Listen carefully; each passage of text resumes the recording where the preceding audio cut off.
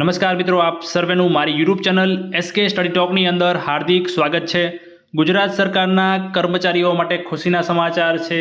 જે હાલ નોકરી કરી રહ્યા છે તમામ કર્મચારીઓ માટે ખુશીના સમાચાર છે। હાલ રાજ્ય સરકારના જે કર્મચારીઓ છે એમને 53% પ્રમાણે ડીએ એટલે કે મોંઘવારી ભથ્થું મળતું હતું, જેમાં રાજ્ય સરકારે 2%નો વધારો જાહેર કર્યો છે।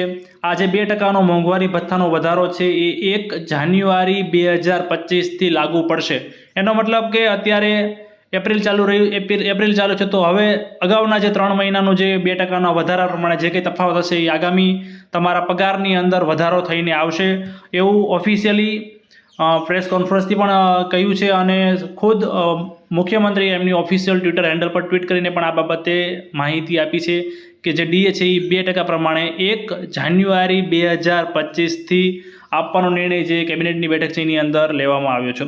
તમે ઓફિશિયલી જે ભૂપેન્દ્રભાઈ પટેલ છે, મુખ્યમંત્રી છે, એમની ટ્વીટ વાંચી શકો છો।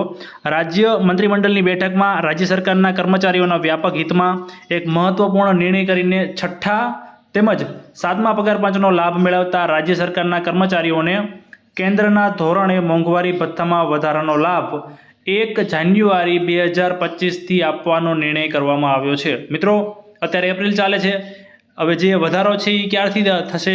1 જાન્યુઆરી 2025થી ગણાશે। 7મા પગાર પંચનો લાભ મેળવતા કર્મચારીઓના મોંઘવારી ભથ્થામાં 2%નો વધારો કરવામાં આવ્યો છે, અને જે રાજ્ય સરકારના 6ઠ્ઠા પગાર પંચનો લાભ મેળવતા કર્મચારીઓના મોંઘવારી ભથ્થામાં 6%નો વધારો કરવામાં આવ્યો છે। આ ઓફિશિયલી આપણા મુખ્યમંત્રીની ટ્વીટ છે।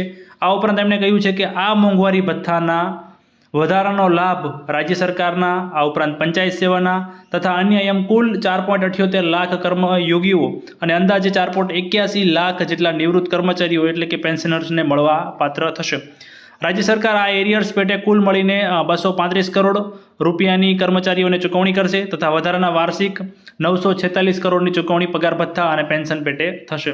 તો આ રીતની ઓફિશિયલી ટ્વીટ આપણા જે સીએમ છે એમના દ્વારા કરવામાં આવી હતી। મિત્રો, તમને ખ્યાલ છે કે છેલ્લે જે ડીએમાં વધારો કરવામાં આવ્યો હતો એ 1/7/2024થી લાગુ કરવામાં આવ્યો હતો।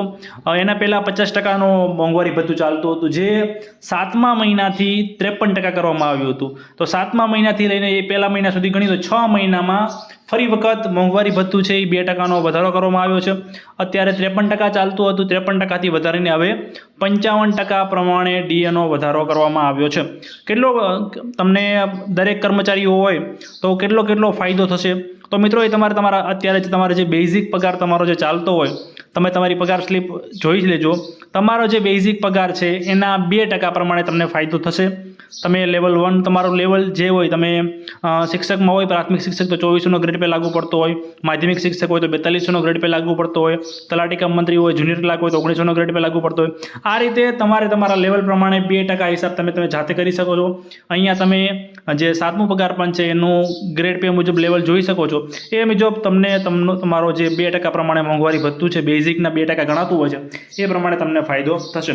આવા કોઈ પણ શિક્ષણ જગતના વિડીયો માટે, આ ઉપરાંત ગુજરાત સરકારની તમામ અપડેટ માટે આપણી ચેનલ એસકે અપડેટને સબસ્ક્રાઇબ કરો અને ખાસ બાજુમાં આપેલા બેલ આઇકનને પણ દબાવી દેજો, જેથી હું કોઈ પણ વિડીયો મૂકું તો તમારા સુધી પહોંચી જાય। ધન્યવાદ।